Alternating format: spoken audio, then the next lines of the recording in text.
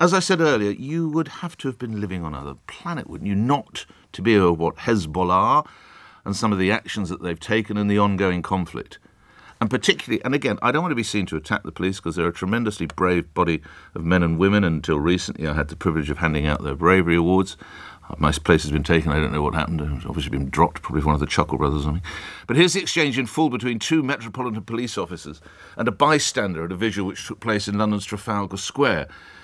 Now, contrary to what you hear in the video from the Met officers, the force has confirmed the event was in fact a vigil for Lebanon, rather than a vigil for the leader of Hezbollah, Hassan Nasrallah, who was killed by an Israeli airstrike last month, as you might recall.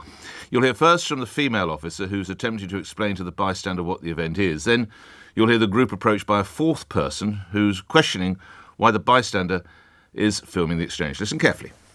It's a vigil. For the death of the leader of Lebanon. right.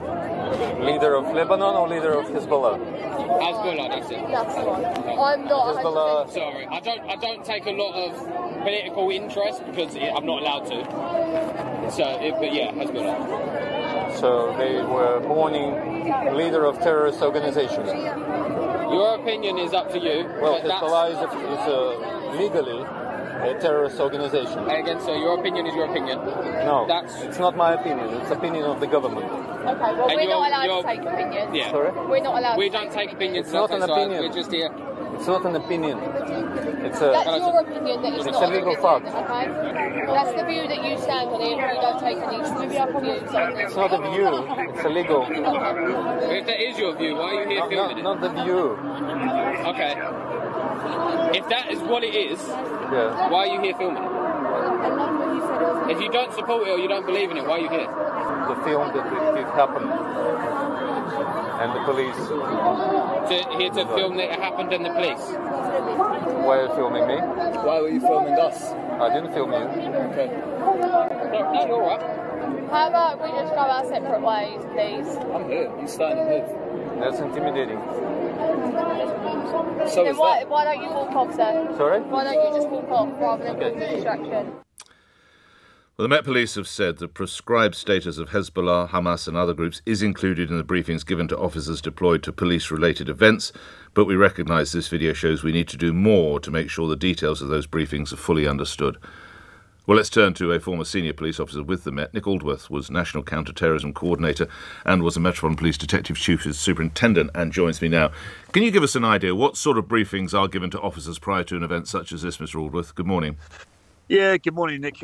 So every day officers get a crime and terrorism briefing. So they are generally quite keyed up to what's going on around London and to some lesser degree the world. For an event like this, I would expect a briefing to talk about what the event is about, what might the tension points be, and what are any specific offences that might be connected to that event. We don't know the age of this officer. We don't know how many years he's had in the job. How surprised are you, Mr. Aldworth? Nick, I'm a little bit surprised, but I've got to be honest, what I think this interaction belies more significantly is there's no space for anybody to be wrong in policing at the moment. You know, everybody makes mistakes, everybody has a bad day. It's not comfortable to listen to. You kind of hear the officers digging themselves in a little bit deeper, but actually all I want to do is walk into that and say, look, okay, everybody just walk away. You know, there wasn't a need for that confrontation, and actually, do you know what, at the end of the day I thought the female officer dealt with it reasonably well, given that they were in a little bit of a corner.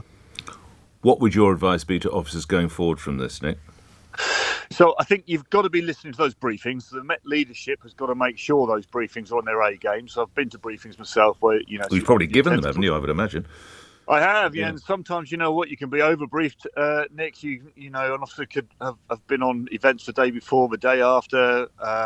They get a lot of information they have to absorb. I would just encourage them to, you know, lean into those briefings, absorb the detail. Those who are given those briefings, just make sure you understand the content yourself and that you are making sure your officers are best equipped for going onto the streets. Everyone's a journalist now. Nick, what has the use of mobile phones, obviously, to film, what's that brought to policing? Well, look, Nick, it's brought a lot of pressure, and I don't think the police are dealing with it very well. I think they're really struggling to move into the citizen media age, and you see that all the time with individual officers and also sometimes the leadership response. They've got to find a way through. I don't necessarily know what the answer to that is myself. They've got to find a way through of dealing with this, because it is the prominent feature of how policing is monitored now. Nick Aldworth, thank you. You were National Counter-Terrorism Coordinator and a Met Detective Chief Superintendent. 12 after 7. Listening is Stephen Silverman, who's Director of Investigations and Enforcement at the Campaign Against Antisemitism, and it is that organisation which uncovered the footage. Now that you've had time to review it, what do you and your colleagues plan to do? Good morning. Good morning, Nick. Look, I mean, there are two alarming aspects to this. I mean, the first is why on earth people are holding a vigil for a monster like Hassan Nasrallah. But to answer your specific question, I'm afraid the gentleman you were speaking to just now has massively underplayed the seriousness of what happened. Last week, Ken McCullum, the head of MI5, gave a speech in which he set out the alarming threats that are currently being posed to the UK by the return of Islamic State, by Russia, and by Iran. And for an event such as this to be policed by officers who have not been told that Hezbollah is an Iranian proxy militia, a violent Islamist terrorist group that has been outlawed in this country, is just shocking. It means they could not be on the lookout for any security issues that might arise as a result of it.